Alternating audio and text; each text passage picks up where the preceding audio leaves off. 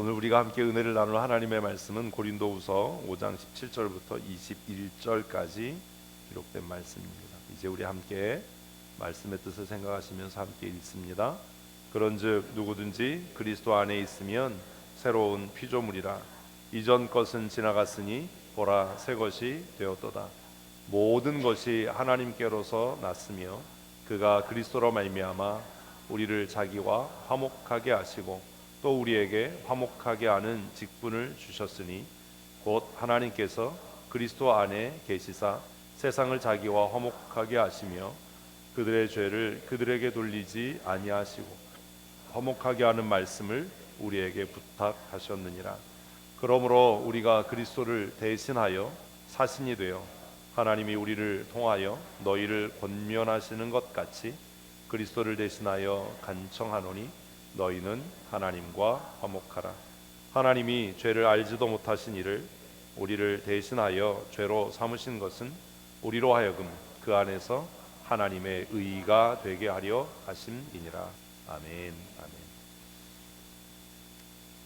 제가 성경을 정신 차리고 읽기 시작하면서 창세기 1장 읽으면서 질문이 생겼다라고 말씀을 드렸잖아요. 창세기 1장. 왜 창조를 하는데 6날이 필요했을까? 저는 그게 굉장히 궁금했어요.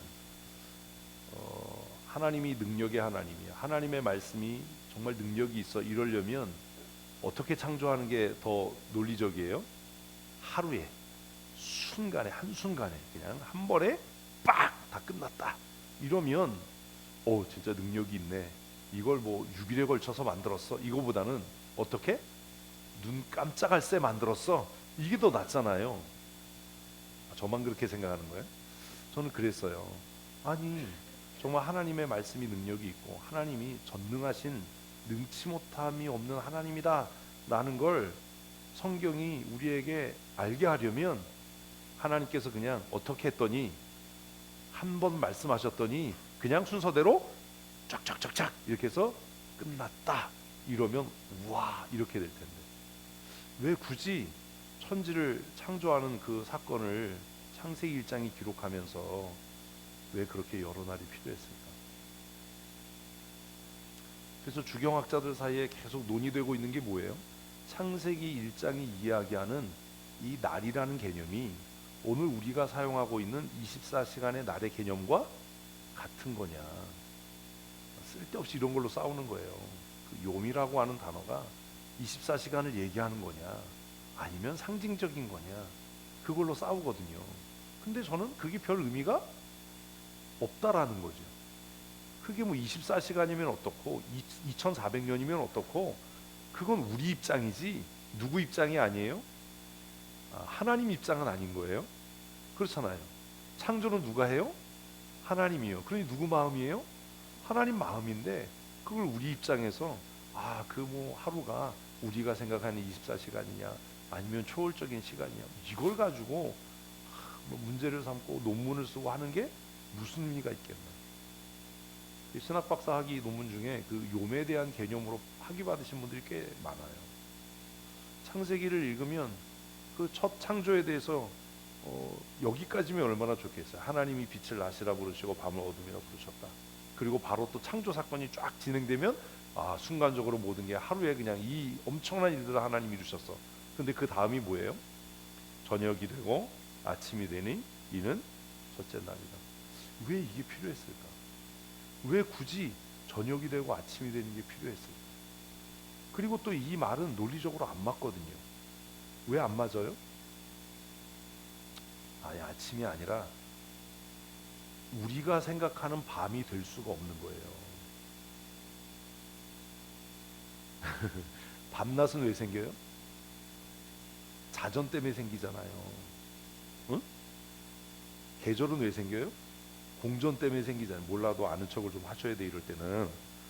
그렇잖아요. 근데 지금 태양이 안 만들어졌죠. 대답을 좀 세게 합시다. 태양이 안 만들어졌잖아요. 넷째 날 만들어지잖아요. 아니 해가 없는데 어떻게 저녁이 되냐? 응? 어떻게 저녁이 되냐?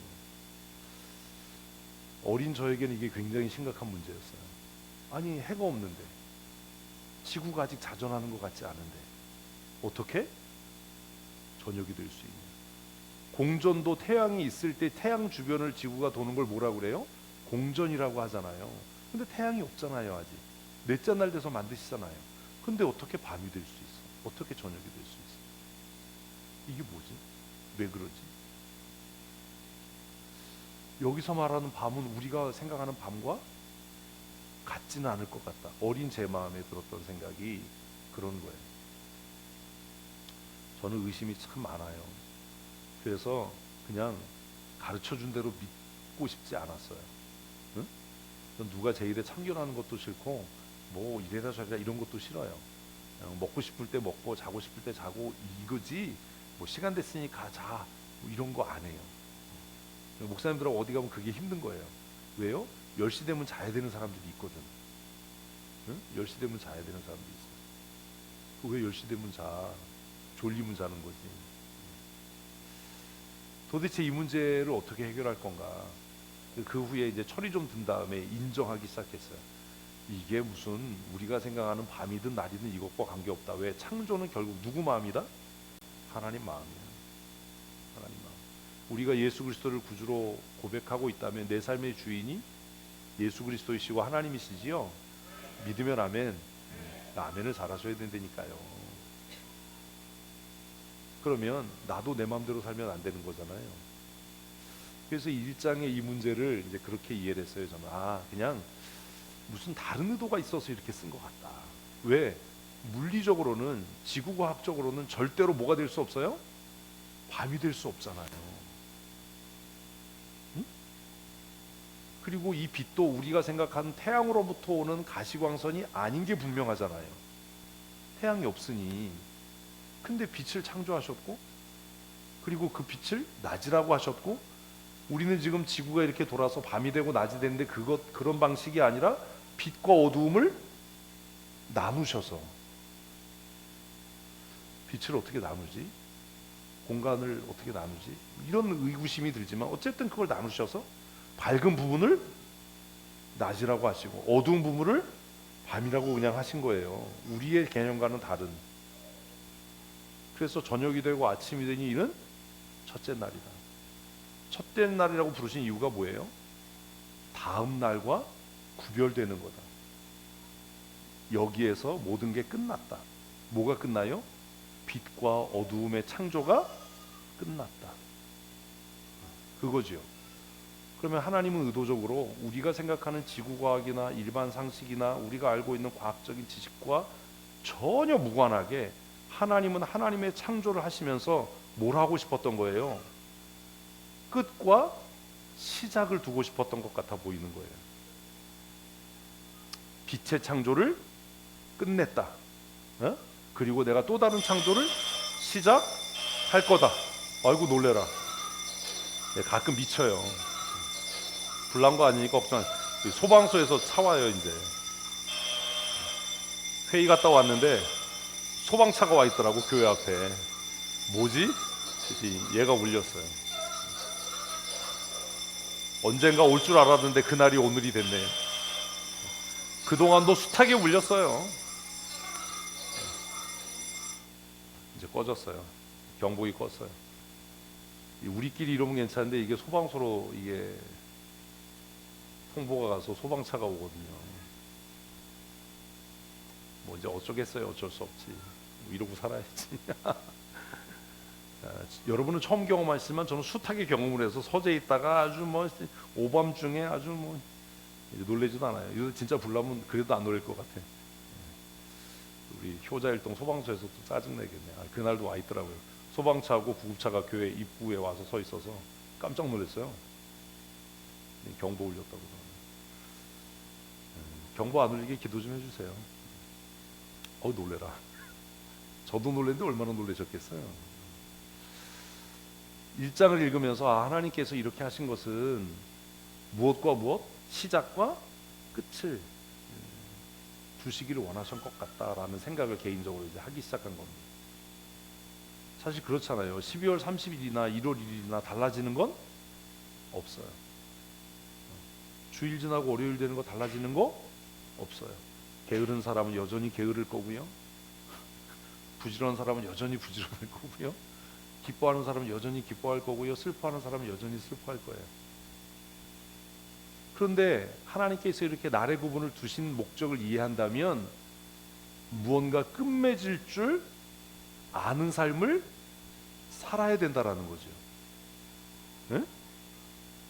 전도서에서 그 얘기를 한 거예요. 천하 만물의 기한과 때가 있다. 슬퍼할 때가 있으면 그 슬픔이 끝나고 뭐 할 때가 있고 기뻐할 때가 있고, 안을 때가 있으면 그 안는 것을 끝내고 멀리 할 때가 있는 거예요. 그래서 창세기 1장에서부터 하나님은 어쩌면 우리에게 야, 뭐가 있어? 시작하는 때가 있고, 무슨 때가 있어? 끝나는 때가 있어. 1월 첫째 주 시작하는 때가 있었습니다. 그리고 오늘 12월 25일 우리는 이제 한 해의 예배를 끝내는 겁니다. 52주 지난 1년의 예배를 돌아보십시오. 여러분 어떻게 시작하셨지요? 그리고 어떻게 진행해 오셨지요? 그리고 어떻게 끝내고 계십니까? 그 고민을 해야죠. 52주 내 예배는 하나님이 보시기에 합당했는가? 내가 다짐하고 계획했던 그 시작처럼 그렇게 진행해 오다가 오늘 이 2022년 마지막 예배를 마무리하고 있는, 성경은 그렇구나, 그렇게 시작을 하는구나. 그래서 그 이후로부터 날에 대한 고민을 하지 않았어요. 이건 하나님께서 나에게 개인적으로 저의 적용이에요. 무언가 시작하고 끝맺는 삶을 살아야 한다. 너도 태어난 날이 있었으니 반드시 뭐가 있을 거야? 네 삶을 끝내는 날이 있을 거야. 하나님에게 그 날의 의미가 무슨 의미가 있겠냐? 그런데 빛과 어둠을 창조하시고 그 빛과 어둠을 끝내는 첫째 날이라고 하는 구분을 두신 이유는 그런 것 아니겠는가? 근데 나중에 성경을 읽다 보니까 이것이 창세기 1장의 창조가 어떻게 완성되는가 혼자 스스로 생각하기를 그런 거예요. 예수 그리스도의 오심. 예수님의 오심의 의미가 뭐지요? 예수님의 오심의 목적이 뭐지요? 아까 우리 예수님의 오신 목적은 십자가에 죽으시기 위함이다라고 말씀을 했는데, 예수님의 오신 목적을 창세기하고 연관져서 생각하니까 무언가를 끝내려고 오신 거예요. 아멘. 그리고 무언가를 시작하려고 오신 거예요. 그래서 우리는 예수님의 오심을 통해서 이제 완성되고 끝맺음 됐어. 그래서 뭐요? 구약. 예수 이전에 맺은 언약. 그것이 완성됐. 그리고 예수님이 오셔서 새롭게 시작하는 언약, 신약. 한 번도 이렇게 생각해 본 일이 없는 거죠. 신약. 새로운 약속이 시작됐다. 그러나 이 새로운 약속은 과거의 약속에 근거하고 기초하니 너희가 이 새 약속의 시대를 살더라도 과거의 약속을 이해해야만 한다. 그래서 신약과 구약이 한 권의 성경으로 우리에게 주어진 것이겠죠. 예수님은 옛 시대의 마침으로, 아멘. 이해되시지요? 어렵지 않으시지요? 옛 시대의 마침으로. 그리고 예수님은 무엇의 시작으로? 새 시대의 시작으로 오신 줄로 믿습니다. 아멘. 그래서 우리는 은혜 시대라고 얘기하는 거 아닙니까? 그래서 우리는 보라 지금이 구원받을 만한 때고 보라 지금이 은혜의 날이다 라고 선포하는 것 아닙니까? 예수님이 오신 목적, 마치 하나님께서 천지를 창조하시고 그 첫 번째 사명을 완수하신 이후에 저녁이 되며 아침이 되니 이는 첫째 날이다. 내가 첫날의 창조를 끝냈고 이제 새 날이 되면 내가 새로운 창조를 시작할 거다라고 말씀하신 것처럼 예수님이 오셔서 우리를 죄와 죽음과 사망에서 건지시고 더 이상 그 죄가 우리에게 왕노릇하지 못하도록 율법의 시대를 끝낸 줄로 믿습니다. 그리고 이제 십자가에서 새 언약을 맺으셔서 예수 그리스도로 말미암은 무슨 시대요? 은혜의 시대. 은혜의 시대. 은혜 안에 거합시다. 아멘. 그래서 똑같은 일을 하더라도 과거의 율법 안에 살 때는 뭐가 없는 거예요? 자유가 없는 거예요. 그런데 똑같은 일을 해요. 똑같은 일을 하는데 지금은 뭐가 있어요? 자유가 있어요. 왜? 은혜가 우리를 다스리니까. 이해되세요? 진짜 자유는 내가 하고 싶은 대로 하는 게 아니에요. 응? 진짜 자유는 내가 하고 싶은 대로 막 하는 게 자유가 아니에요. 이걸 한용운 선생님이 시로 썼다고 제가 그랬잖아요. 남들은 다 자유를, 방종을 사랑한다고 하지만 나는 복종을 사랑한다. 왜? 복종하지 못하는 건 참된 자유가 아니기 때문이다. 그래서 제가 5학년 때인가 6학년 때인가 이 시를 읽었는데, 야, 이 사람은 왜 중이 됐지? 중이를 맞춰서 중이가 된 게 아니고, 이 사람은 왜 중이 됐지? 이 사람이 쓴 이 시의 내용은 그냥 성경이 얘기하는 은혜인데, 남들이 볼 땐 복종하는 것이 굴종하는 것 같고 억압당하는 것 같고 억지로 하는 것 같은데, 그 한용운 선생은 뭐라고 얘기하는 거예요? 내가 사랑하기 때문에 복종하는 것은 뭐다? 자유를 누리는 거다. 아멘. 아멘이 잘 안 되나 봐요. 구약에서는 두려워서 했어요. 야, 예물을 가지고 나에게 나오지 않으면 다 죽여버려. 여호와 이름을 망령되게 이름은 돌로 쳐버려. 성물에 손대면 다 죽임을 당할 거야. 이랬어요. 제가 어저께 레위기를 읽었거든요. 그런데 신약에 와서 뭐라고 이야기하는 거예요? 죽지 않을 거야. 야, 주의를 범해도 죽지 않아. 하나님을 망령되게 일컬어도 죽지 않아. 그러나 너희가 하나님을 사랑한다면, 뭐 한다면? 사랑한다면, 너희의 죄를 위해 십자가에서 죽으신 예수 그리스도를, 크게요, 예수 그리스도를 사랑한다면 그 복종이 뭐가 된다? 참된 자유다. 그래서 성경은 진리가 너희를 자유케 한다. 아, 난 기도회 안 나가도 예배 안 나가도 내가 믿음 지킬 수 있어요. 그런 거 없다라는 거예요. 똑같은 일을 하는데 두려워서 할 때는 그게 억압이고, 두려워서 할 때는 그게 그냥 강요당하는 거고, 억지로 하고 무의미하는 일이지만, 무엇함으로 할 때, 사랑함으로 할 때는 그게 자유인 거예요. 돈에 팔려서 누군가의 시중을 들고 돈에 팔려서 누군가를 섬겨야 한다면 그건 굴종이지만, 내가 그를 사랑해서 그의 발을 닦이고, 내가 그를 사랑해서 그를 위해 밥을 짓고 빨래를 하고, 내가 그를 사랑해서 내가 밤잠을 안 자고 헌신하는 건 뭐예요? 자유예요. 자유. 이해되십니까? 우리는 이 자유를 뭐라고 불러요? 은혜라고 불러요. 은혜. 이게 이해가 안 되는 거예요.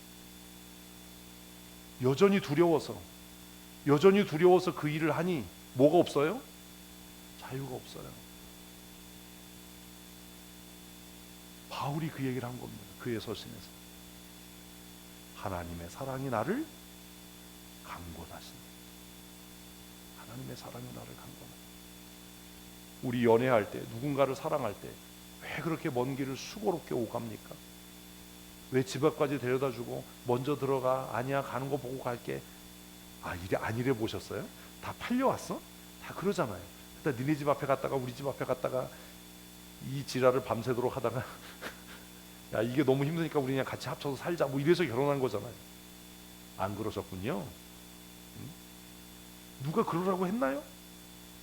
아니에요. 왜 그래요? 아, 진짜 사랑을 안 해봤나 봐. 왜 그래요? 사랑하니까. 아니, 누가 추운데 저보고 바이크 타라고 그러나요? 아니잖아요. 왜 타요? 그 일을 사랑하니까. 찬바람 맞고 바이크 타는 게 좋으니까. 어떤 사람이 그래요. 아니, 4바퀴 달린 거 놔두고 왜 2바퀴 달린 거 타고 이렇게 돌아다니냐고. 응?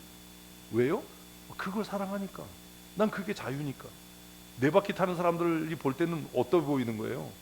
없어 보이고 불쌍해 보이고 왜 저런 생고생을 하나, 위험해 보이고 이런데 저는 그걸 왜 해요? 그걸 사랑하니까요.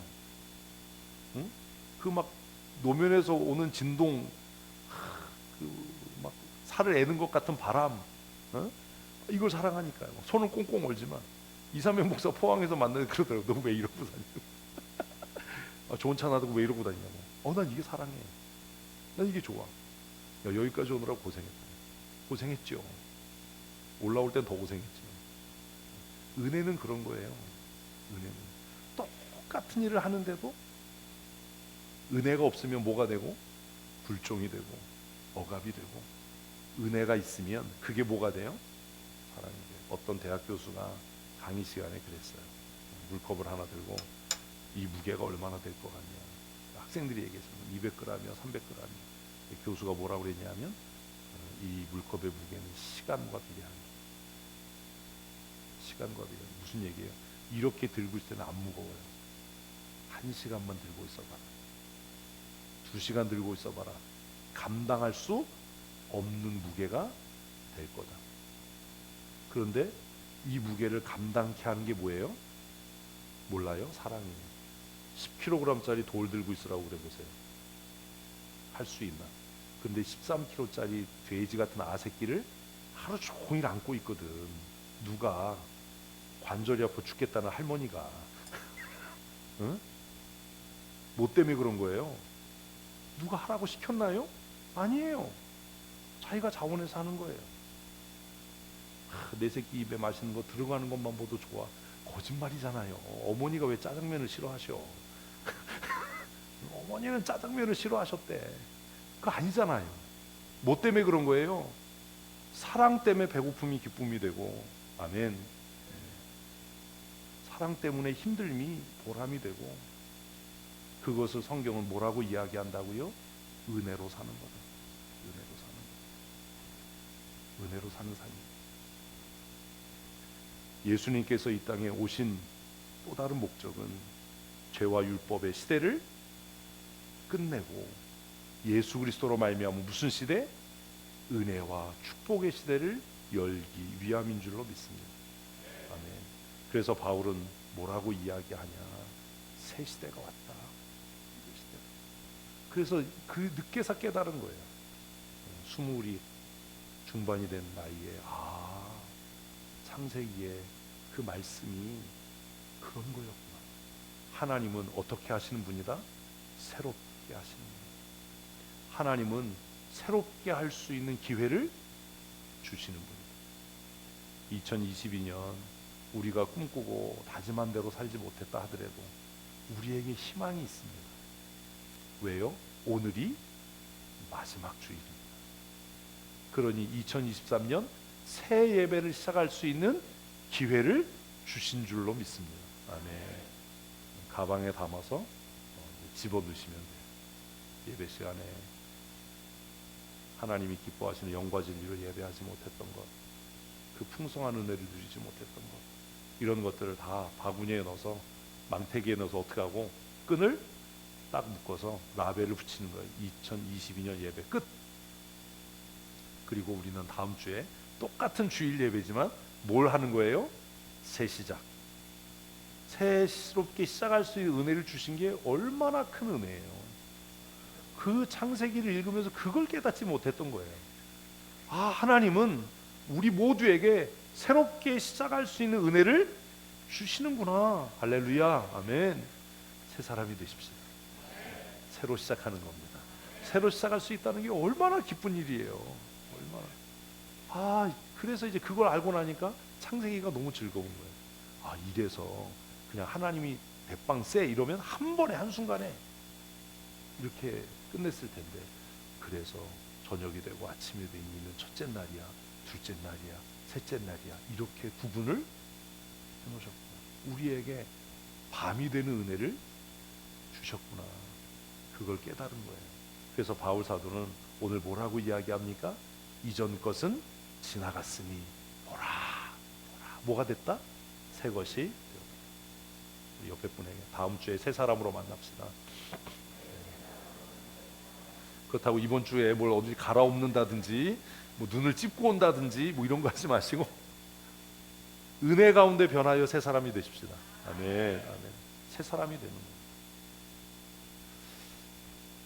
생물학자들이 정말 신기한 생물로 얘기하는 게 갑각류예요. 갑각류 아시죠? 겉껍데기 딱딱한 애들. 예전에 죄수들이 먹었던 애들, 랍스타가 죄수들 줬던 거예요. 요즘엔 그게 비싸서 못 먹는데, 근데 생물학적으로 랍스타는 영생할 수 있어요. 얘는 안 죽을 수 있어요. 근데 죽거든요. 왜 죽는지 아세요? 이거 모르시는구나. 껍질을 못 벗어서 죽어요. 응? 그 갑각류들이 껍질을 계속 벗을 수 있으면 얘네들은 안 죽어요. 그런데 나이가 들어가면 껍질이 너무 단단해져서 그 껍질을 스스로의 힘으로 못 벗게 되면 그때 죽는 거예요. 그 생물학자들이 야, 얘네들 진짜 신기한 애들이다. 응? 진짜 신기한 애들이다. 껍질을 벗어내면 커지죠. 우리 그냥 잡아먹는 데만 관심이 있지 얘네들이 어떻게 크는지엔 관심이 없어. 껍질을 벗어내면 커지잖아요. 그리고 그 껍질이 단단해져서 또 자신을 보호하잖아요. 그런데 자신을 보호했던 그 껍질이 정말 단단해지면 그때는 뭐가 찾아와요? 죽음이 찾아와요. 제가 깨달은 게 그거예요. 아, 우리도 내 생각이 굳어지고 내 자아가 단단해지면 어떻게 되는구나? 죽는구나. 옛사람을 벗어버릴 수 있다는 게 얼마나 큰 은혜인가. 얼마나 큰 은혜인가. 새해를 시작할 수 있다는 게 얼마나 큰 은혜인가. 왜? 옛사람을 벗어버릴 수 있으니. 그 겉껍질을 벗어버릴, 단단해지고 완악해진 내 심령을 새롭게 할 수 있으니. 할렐루야. 아멘. 그러니 기도의 자리에 나오셔서 껍질을 벗는 겁니다. 내 죄의 껍질, 내 이기심의 껍질, 세속적이고 인본적인 생각의 껍질, 내 스스로 나를 존귀하게 여기지 못하는, 나를 정죄하고 나를 슬프게 하는 그 생각의 껍질들을 벗어버리는, 그래서 새로워지는, 다음 주일 1월 1일 주일에는 새 사람으로 만납시다. 그렇다고 때밀이 타올로 껍질을 벗긴다고 딱지가 막 져서 오시면 안 돼요. 놀랍잖아요. 이전 것은 지나갔다. 보라, 새 것이 나 달라졌어. 나 새 사람이 됐어. 나 변했어. 바울이 예수님 만난 이후에 했던 고백 아닙니까? 갑각류가 단단한 껍질을 벗어서 새 생명을 누리는 것처럼 우리 2022년 마지막 이 주일 아침 예배를 통해서 우리의 완악하고 단단해진 심령의 껍질을 벗어서 새롭게 되는 은혜를 누리는 하나님의 사람들 되십시다. 네. 새로워져야 합니다. 갑각류는 껍질 벗을 때가 위기잖아요. 제일 어두운 곳에, 은밀한 곳에서 껍질을 벗어요. 그때는 누가 공격하면 그냥 죽는 거야. 우리는 어떻게 옛사람을 벗어버릴 수 있죠? 뱀도 허물을 벗잖아요. 뱀은 허물을 계속 벗는다고 영생하진 않는데, 하여튼 생물학자들이 연구한 결과로 갑각류는 껍질만 계속 벗을 수 있으면 계속 산대요. 근데 이게 못 벗고 죽는 게 은혜야. 왜? 걔네들이 껍질을 계속 벗어서 계속 살면 인류가 멸망했을 거예요. 다 잡혀먹어서, 어부들은. 하나님이 만드신 세상이 놀라워요. 어떻게 새 사람이 되죠? 어떻게 옛 사람을 벗어버릴 수 있죠? 누가 그럴 수 있지요? 본문은 이렇게 이야기합니다. 누가 새로운 피조물이 될 수 있는가? 같이 읽습니다. 그런즉 누구든지 그리스도 안에 있으면 새로운 피조물이라. 아멘. 모두가 다 새 사람이 되는 게 아닙니다. 2022년 12월 31일을 보내고 2023년 1월 1일을 맞이했다고 해서 송군이 영신 예배에 참여했다고 해서 뭐가 되는 게 아니에요? 모두가 새 사람이 되는 게 아니에요. 누가 새 사람이 될 수 있어요? 그리스도 안에 있는 사람. 그리스도 안에 있는 사람. 그래서 바울은 오늘 본문 17절에서 그런즉 헬라인이냐 유대인이냐 많이 배운 박식한 사람이냐 못 배운 무능한 사람이냐 야만이냐 문화이냐 이것과 관계없다. 남자냐 여자냐 자유인이냐 종이냐 이것과 아무 관계없다. 누구든지 어디 안에 있으면, 그리스도 안에 있으면 새로운 피조물이다. 그래서 우리가 새로워지려면 어디 안에 거해야 돼요? 그리스도 안에 거해야 돼요. 그래서 바울은 계속해서 너희가 믿음 안에 거하는지 그리스도 안에 거하는지 너희 자신을 시험하고 확증하라라고 이야기하는 거예요. 그리스도 안에 거하는 성도들 되십시다. 그리스도 안에 거한다는 건 뭐지요? 아멘은 했는데 그리스도 안에 거하는 건 어떻게 하는 거죠?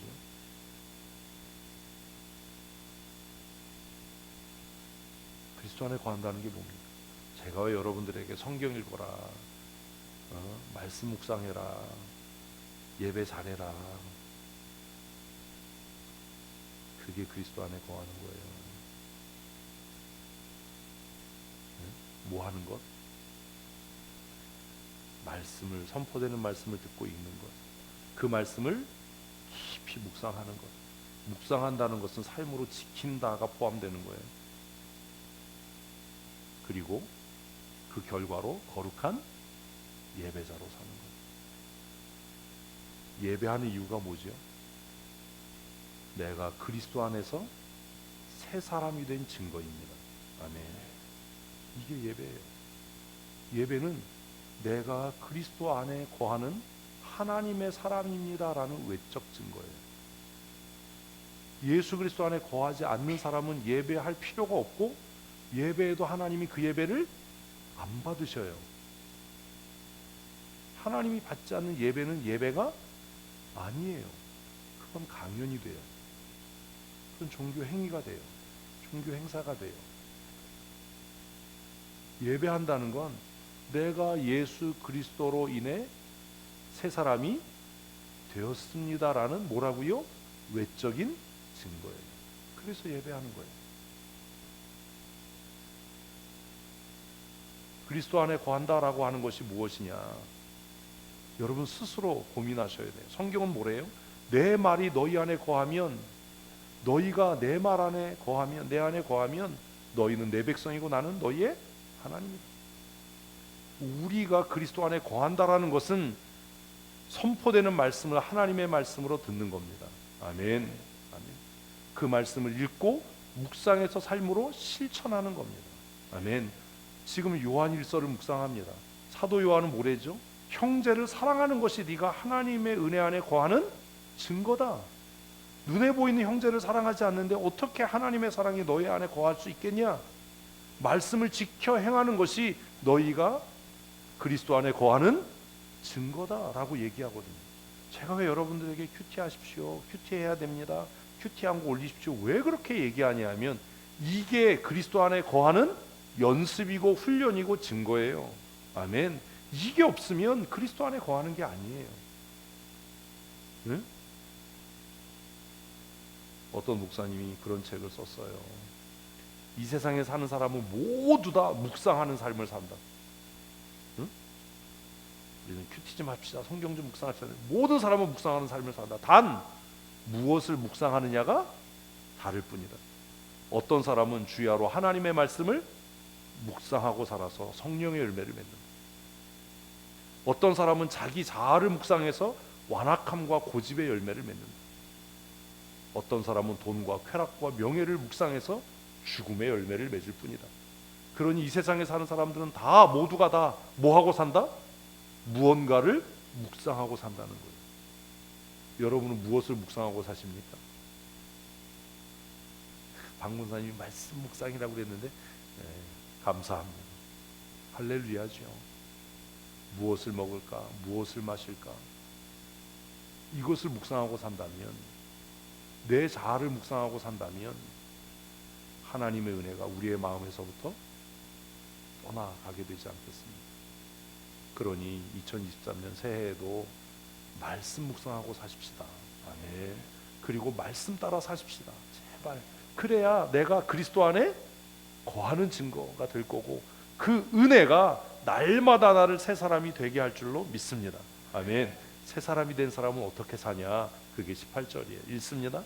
모든 것이 하나님께로 났으며 그가 그리스도로 말미암아 우리를 자기와 화목하게 하시고 또 우리에게 화목하게 하는 직분을 주셨으니, 이게 새 사명이에요. 새 직분이에요. 새 직분이 뭐예요? 화목하게 하는 직분. 새 시대는 우리에게 새로운 직분을 주십니다. 자, 예수님이 오시기 전에 구약에는 무슨 직분이 있어요? 제사장, 선지자, 뭐 이런 직분들이 있었어요. 제사장의 권위는 하나님의 권위였어요. 제사장에게 덤비면 다 죽는 거예요. 응? 그래서 피부병이 생겨도 누구한테 가요? 제사장한테. 왜? 그의 말이 곧 하나님의 말씀이니까. 그의 판결이 곧 하나님의 판결이니까. 그래서 너 부정해. 그럼 뭐예요? 부정한 거예요. 너 정해. 그럼 정한 거예요. 응?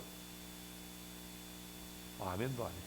구약이 그런 거야. 그래서 구약의 모든 권한이 누구에게 있었어요? 제사장에게. 그게 옛 시대의 직분이에요. 하나님께서 비상 시대에 선지자들을 세워서 하나님의 말씀을 전했어요. 그 말씀 안 들으면 또 죽는 거예요. 포로로 잡혀가. 그럼 뭐 해야 돼요? 잡혀가야 돼. 회개해. 그럼 회개해야 돼. 그런데 예수님이 오셔서 새 시대를 여셨어요.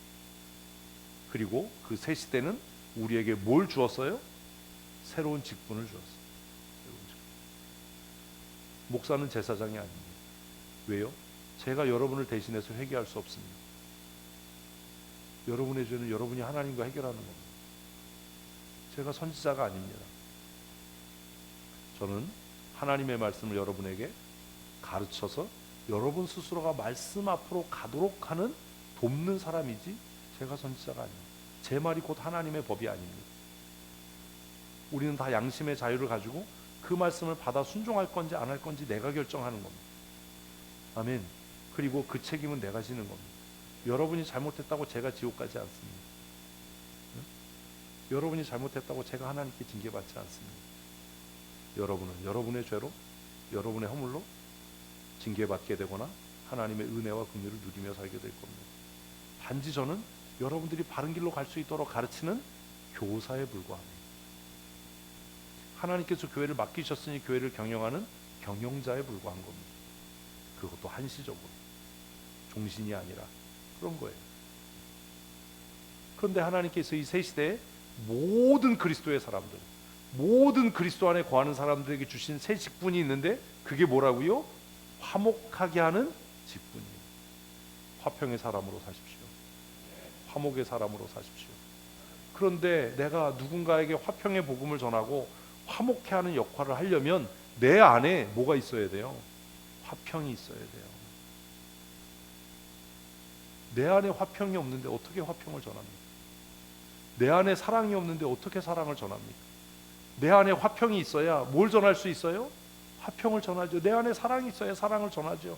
그래서 부모로부터 사랑받은 아이들이, 사랑의 경험이 있는 사람이 사랑해요. 사랑받은 경험이 없는 사람은 사랑을 못해요. 부모가 남의 말을 안 듣고 고집불통이고 이런 사람들은 자기는 아니라고 생각하는데 자기도 그래요. 왜? 그 안에 화평이 없거든요. 저도 이게 참 어려워요. 저도 어려서 이렇게 뭐 끈끈하고 뜨거운 사랑을 받아본 그런 경험이 없어요. 그래서 20대 30대 이렇게 보낼 때 어떻게 사랑해야 되는지 잘 몰랐어요. 지금도 잘 몰라요. 왜요? 그런 사랑을 받아본 일이 없습니다. 그냥 엄하게, 반듯하게 그랬습니다. 근데 이제 나이 들어가면서 이제 좀 아는 것 같아요. 아, 이런 게 사랑이구나. 이렇게 하는 게 사랑하는 거구나. 근데 너무 많이 살아버린 거죠. 그러기에.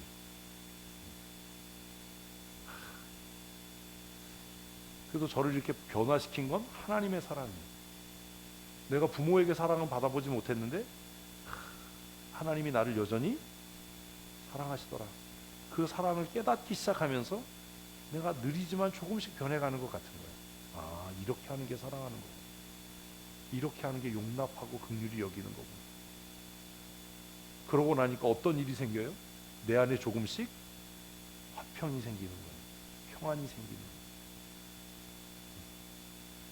우리 안에 뭐가 있을 때 화평이 있을 때, 우리 안에 그리스도의 사랑이 충만할 때 누군가를 사랑하고 누군가와 화목할 수 있게 되는 것 같아요. 그래서 하나님의 은혜가 필요한 겁니다. 하나님의 은혜가 나를 감동하지 않으면 우리는 누구도 사랑할 수 있는 사람이 아닙니다. 우리는 다 죄인이고 너무나 자기중심적이고 이기적이고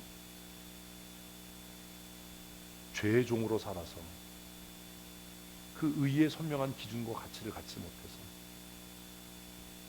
내 중심적으로 살거든요. 마치 세상이 나를 중심으로 움직여지는 것 같이. 그게 아니더라는 거죠. 그래서 예수님께서 오셔서 우리에게 하나님 아버지의 사랑을 깨닫게 하시고, 아멘. 왜요? 내가 사랑받을 만한 사람이 아닌데 하나님이 나를 위해 예수 그리스도를 독생하신 아들 십자가에 못 박아 피 흘려 죽게 했대. 그러니 이게 하나님이 나를 사랑하는 사랑의 증거지. 그 사랑이 나를 감동케 해서 하나님과 화평을 누리게 하는 거예요. 그래서 우리 안에 무엇이 가득할 때, 화평이 가득할 때, 우리 안에 사랑이 가득할 때, 우리 안에 은혜가 가득할 때, 아멘. 비로소 무슨 직분? 새 시대의 직분, 화목케 하는 직분을 감당케 되는 줄로 믿습니다. 아멘. 우리에게 주신 새 사명은 뭐라고요? 화목케 하는 삶. 그래서 본문은 또 우리에게 화목케 하는 직분을 주셨다. 화목케 하는 직분을 주셨다. 화평을 위해 일하십시다. 그런데 이 또 문제가 있잖아요. 그럼 이 화평의 직분을 우리가 어떻게 감당할 수 있냐? 이 새로운 직분을 어떻게 감당할 수 있냐? 하나님께서 우리에게 화목케 하는 새 직분을 주셨는데 나는 왜 이 화평케 하는 사람으로 살지 못하는가? 여러분이 가는 곳마다 화평의 역사가 일어나고 있습니다. 모든 사람과 화목하시고 화평하십니까? 왜 그러지 못하는가? 어떻게 해야 그러면 이 화평케 하는 직분을 감당할 수 있겠는가? 이것에 대해서 바울은 선명하게 고린도 교인들에게 이렇게 얘기하거든요. 같이 읽습니다. 그러므로 우리가 그리스도를 대신하여 사신이 되어 하나님이 우리를 통하여 너희를 권면하시는 것 같이, 이건 강조하기 위해서 협박하는 거예요. 이거 안 들으면 아주 끝장이다 뭐 이런 얘기잖아요. 다들 한 두 절 같이. 그리스도를 대신하여 간청하노니 너희는 다시 한번요. 너희는 누가 새 시대의 직분을 감당할 수 있어요? 하나님과 화목한 사람. 하나님과 화목한 사람. 그러니 새 시대의 사명자로 부름받은 우리는 무엇을 힘써야 합니까? 하나님과 화목하기를 힘써야 합니다. 하나님과 화목하기를 힘쓰는 하나님의 사람이 되십시오. 나를 위해 고난당하신 예수 그리스도로 말미암아 하나님과 화평을 누리는 삶. 아멘. 그 사람이 뭘 감당해요? 새 시대의 사명이, 화평케 하는 사명. 어떻게 하나님과 화목할 수 있습니까? 내가 하나님과 화평케 된 증거가 무엇입니까? 이것에 대해 고민하셔야 되잖아요. 어떻게 하나님과 화평케 될 수 있어요? 본문은 예수 그리스도로 말미암아, 예수 그리스도 안에서, 예수 그리스도를 통해서라고 말씀합니다. 예수님이 아니면 우리는 누구도 하나님과 화평할 수 없습니다. 화평이 깨진 남편이 있는 가정은 화평이 깨집니다.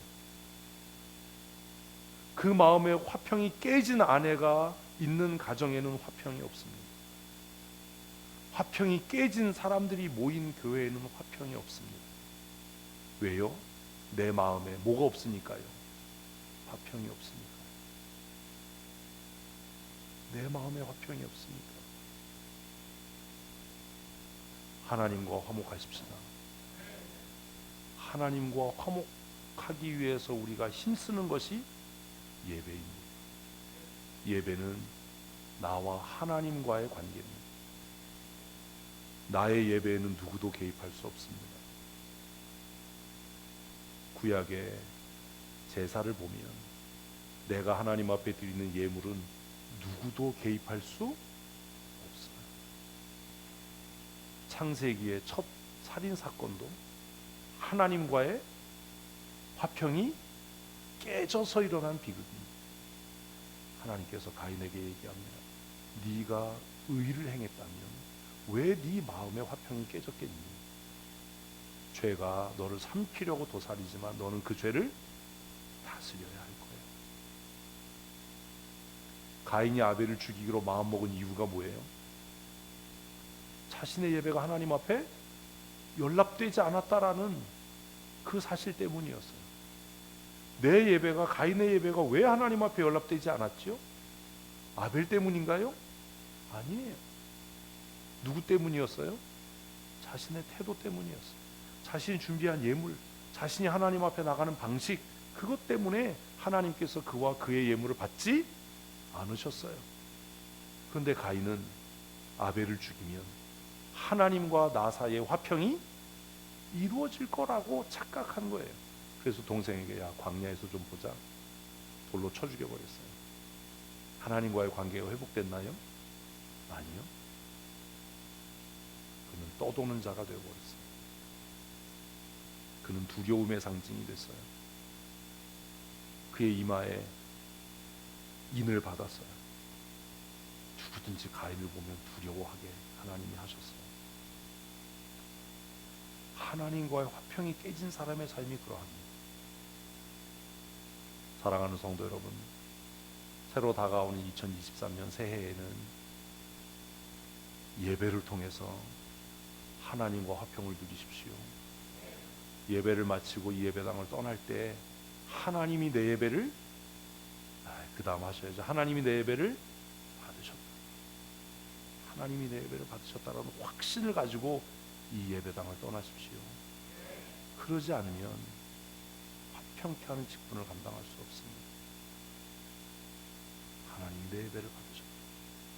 그것도 그냥 받으신 게 아니라 기쁘게 받으셨다. 하나님이 내 예배를 너무 기쁘게 받으셨다. 그러니 나가 이 화평의 복음을 전한다. 아멘. 이런 삶을 살아야 되는 거예요. 예배는 하나님과의 화평입니다. 구약에는 하나님과 화평이 이루어지지 않아서 하나님과 이스라엘 백성 사이에 뭐가 있었어요? 휘장이 있었어요. 휘장. 그래서 누구도 그 휘장을 통해서 하나님의 임재로 나갈 수가 없었어요. 우리 다 알잖아요. 가죽으로 만든 누구도 찢을 수 없는 그 두꺼운 휘장이 죄의 가림막이 가려져 있어서 누구도 하나님께 나갈 수 없었고, 대제사장만 1년에 한 번 정말 목숨을 걸고 두렵고 떨리는 마음으로 나가서 이스라엘의 죄를 하나님 앞에 고하고 하나님의 은혜를 구하고 돌아 나왔어요. 그런데 예수님께서 십자가에서 죽으시면서 내가 다 이루었다라고 말씀하실 때 그 휘장이 위로부터 아래로 찢어진 줄로 믿습니다. 그리고 이제는 누구든지 그 새롭고 산 길을 통해서 은혜를 얻기 위해 은혜의 보좌 앞에 담대히 나갈 수 있다라고 히브리서는 우리에게 선언합니다. 아멘. 예수는 우리의 살 길입니다. 예수는 휘장 사이에 난 새롭고 산 길입니다. 우리는 예수 그리스도를 통해서 하나님의 임재 앞으로 나아갑니다. 아멘. 우리의 예배가 그것입니다. 아멘. 예배는 종교적인 행위가 아닙니다. 예배는 나를 위해서 고난당하시고 십자가에서 죽으시고 부활하셔서 승천하시고 보좌 우편에 앉으신 그 예수 그리스도의 보혈의 피를 밟고 우리가 은혜의 보좌 앞에 나아가는 일입니다. 아멘. 그 은혜의 보좌 앞에 나가 우리는 하나님의 임재를 경험합니다. 그리고 우리 안에 하나님이 주시는 세상이 줄 수 없고 알 수 없는 화평이 충만케 될 줄로 믿습니다. 여러분, 이게 예배입니다. 예배는 그런 거예요. 찬양팀이 무슨 찬양대가 예배당이 이게 아니라 나를 위해 피 흘려 죽으신 예수 그리스도의 보혈의 피의 능력을 힘입어 하나님, 내가 은혜의 보좌 앞으로, 그 다음 하셔야죠, 은혜의 보좌 앞으로 나아갑니다. 내가 이 예배를 통해 그리스도의 보혈의 피를 통해 하나님과 화목을 누리게 하여 새 시대의 직분을 감당하고자 하는 자들에게 성경은 우리에게 너희는 하나님과 화목하라. 내가 너희를 위해 십자가에 죽으신 예수 그리스도를 대신해서 너희에게 간청하노니 너희는 하나님과 화목하라. 사랑하는 성도 여러분, 사람과 화목하려고 하기 전에, 내 자신과 화목하려고 하기 전에 누구와? 하나님과 화목하셔야 합니다. 내 안에 화평이 깨지면 온 세상이 다 불합리해 보여요. 나만 피해자 같아 보여요. 나만 손해보는 것 같아 보여요. 모든 사람이 나를 다 공격하는 것 같아 보여요. 그러나 하나님과의 화평이 회복되어지면 우리의 낮아진 자존감이 회복될 줄로 믿습니다. 아멘. 아멘. 하나님의 자녀로서의 자존감을 회복하십시다. 이 세상이 얼마나 평화로워 보이겠어요. 평화로다. 하늘 위에서 내려오네. 우리는 세상이 주는 평화를 찾으려고 하잖아요. 하나님과 화평을 누린 사람들이 고백하는 그 평화는 평화로다. 하늘 위에서 내려오네. 아멘. 아멘. 그 사랑의 물결이 내게 충만하게 임해서 하나님이 주시는 위로와 하나님이 주시는 평안이 우리의 삶을 평안케 할 줄로 믿습니다. 그래서 새로운 시대는 그렇게 찬양하는 겁니다. 주 안에서 내 영혼 안전합니다. 옛날 세대는 평화로다. 하늘 위에서 내려오네. 새 시대는 내 영혼 주 안에서 안전합니다. 주님이 주시는 평강의 옷을 입습니다. 같은 이야기 아닙니까? 세대가 다른 것뿐이지. 늙은 세대는 늘어 펴지게 하고, 젊은 세대는 주 안에서 내 영혼 안전한, 주님이 주시는 평강의 옷을 내가 입습니다. 이런 은혜를 누리십시다. 아멘. 하나님께서 우리에게 새해를 주십니다. 이게 얼마나 은혜예요. 2022년 마지막 주일을 끝내고 2023년 똑같은 주일이지만 새로운 주일이 열리는 줄로 믿으십시오. 내 삶에 새로운 삶이 시작되는 줄로 믿으십시다. 하나님이 주시는 평강의 옷을 입으십시다. 그래서 내게 임한 평안을 우리 2023년에는 모든 사람에게 전해서 내가 기뻐하는 것 같이 너도 그리스도 안에서 하나님과 화평을 누리고 기뻐하자. 아멘. 이게 전도예요. 이것 같은 전도가 어디 있어요? 내게 은혜와 복 주신 하나님의 은혜가 너의 삶에도 넘치기를 원한다. 그래서 우리가 이제 만나는 사람마다 한번 옆 사람과 하십시다. 축복합니다. 축복합니다. 내가 이 축복의 메시지를 전하려고 합니다. 한 해 동안 수고하셨습니다. 2022년 예배당 건축하고 마무리하느라고 수고하셨고, 또 열심히 큐티 하시느라고 수고하셨고, 늘 확신 없이 고민하면서 근심하면서 사역하느라고 수고하셨습니다. 목사 눈치 보느라고 수고하셨고, 박 목사님 눈치도 안 보는데 왜 웃으세요? 박 목사님은 할 얘기 다 하면서 한 해 동안 정말 수고들 많이 하셨습니다. 새해에는 더 새로워지십시다. 오늘보다 내일이 더 좋은 교회 만들어 가십시다. 하나님께서 우리에게 그런 은혜를 주실 겁니다. 제가 여러분에게 이 말씀으로 여러분을 권면합니다. 그리스도를 대신하여 간절히 간청합니다.